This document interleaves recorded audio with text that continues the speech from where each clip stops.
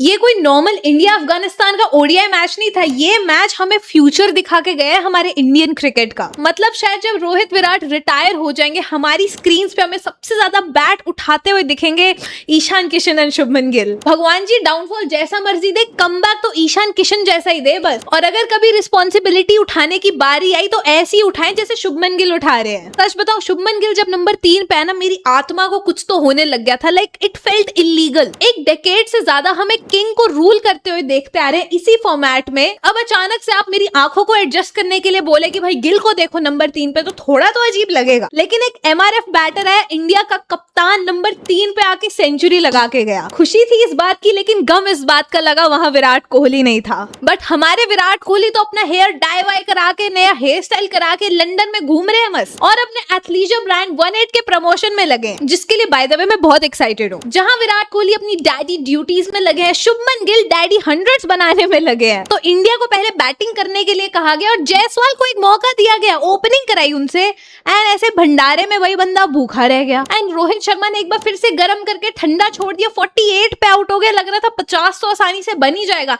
जहां पे बाकी बैटर्स डैडी हंड्रेड्स बना रहे हैं, एंड द बाप ऑफ डैडी हंड्रेड्स वो आउट हो गया जल्दी। बहुत टाइम हो गया रोहित शर्मा के बल्ले से डबल हंड्रेड्स देखे यार, पता नहीं वो वापस कभी देखने को मिलेगा या नहीं मिलेगा in this era of intent merchant Rohit Sharma. But हमें एक बहुत ही प्यारा बेहतरीन बॉन्ड देखने को मिला, जिसको कहा जा रहा है in world full of snakes. But Gill को भाई किसने हर्ट किया with in span of 20 days? ये बंदा T20 में शतक लगा चुका है, टेस्ट में शतक लगा चुका है, अब ओडीआई में भी एक सेंचुरी लगा दी। 29 जून को आईपीएल में सेंचुरी, 6 जून को टेस्ट में सेंचुरी, 13 जून को आया था एक मास्टरफुल 84, और अब 17 जून को आ गया class 154। Nice century Shubman Gill, but वो सेल्फलेस 23 वाले रन वाली बात नहीं है। इसी के साथ शुभमन गिल अपनी पहली ओडीआई सीरीज जीते एज अ कैप्टन। उन्होंने पहला ओडीआई 100 लगाया as a captain. Highest scorer है वो इस सीरीज के, one and only Shubman Gill. इसी के साथ ही 26 साल की उम्र में शुभमन गिल की 21 इंटरनेशनल सेंचुरीज हो चुकी हैं, जिसमें से 9 रही हैं ओडीआई क्रिकेट में। एंड भाई शुभमन गिल और ईशान किशन की इस जोड़ी ने अपने 224 रन के पार्टनरशिप से क्या तो पिटाई लगाई थी अफगानिस्तान बॉलर्स की। लेकिन सबसे ज्यादा हैरानी वाली बात तो ये थी, जब शुभमन गिल 86 पे बैटिंग करे थे,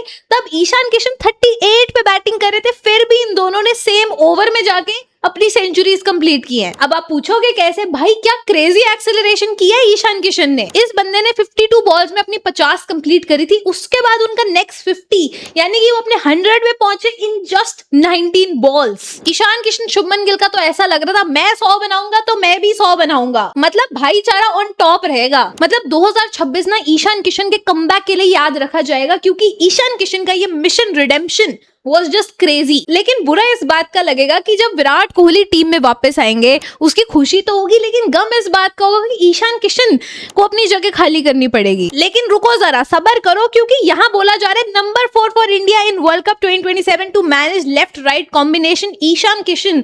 मतलब मैं भी हैरान थी भाई, लोग श्रेयस अय्यर को ड्रॉप करने के लिए तैयार है टू प्ले ईशान किशन। और आई गेस इसी के साथ ये कहना फेयर होगा कि इंडिया का mission 2027 world cup is on for sure, क्योंकि अपनी पहली सीरीज शुभमन गिल की कैप्टनसी में तो जीत लिए टीम इंडिया ने। लेकिन हमारे इंडियन क्रिकेटर्स कर क्या रहे हैं आजकल? Shubman Gill dealing in centuries, Rohit Sharma bottled a century, Tilak Varma getting humbled by South Sri Lanka A and Afghanistan A. भाई कोई नहीं, ट्राई सीरीज के फाइनल में आ चुके हैं।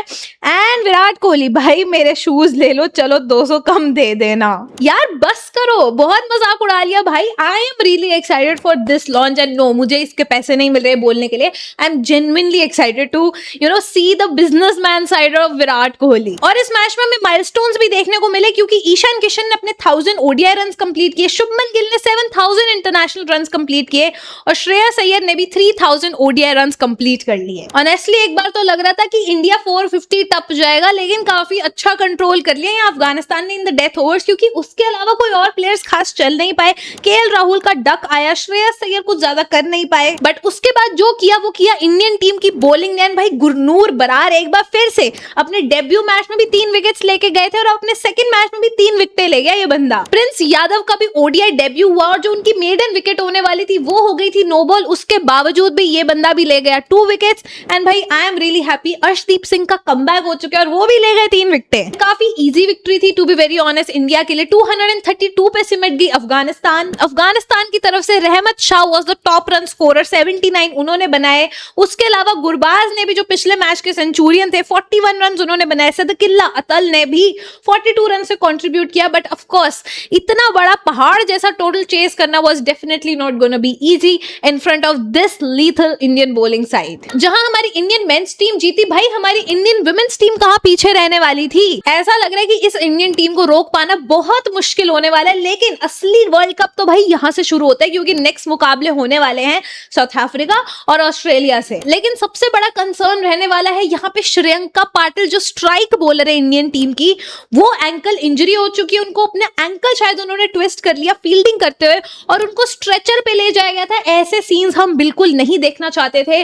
अब देखते हैं कब अपडेट आते हैं और क्या आगे टूर्नामेंट में कंटिन्यू कर पाएंगी या नहीं श्रेयंका पाटिल। इनफैक्ट श्रेयंका ने पिछला ओडीआई वर्ल्ड कप भी अपनी इंजरी के चलते मिस किया था और उनके जगह आई शेफाली वर्मा बॉलिंग करने। और क्या तो आई यार, 3 विकेटें ले गई शेफाली और उससे पहले 50 भी बनाया था। जहां लग रहा था शायद शेफाली वर्मा ही player of the match award जीत जाए, भाई उनकी पार्टनर इन क्राइम वहां पीछे रहने वाली थी स्मृति मंधाना।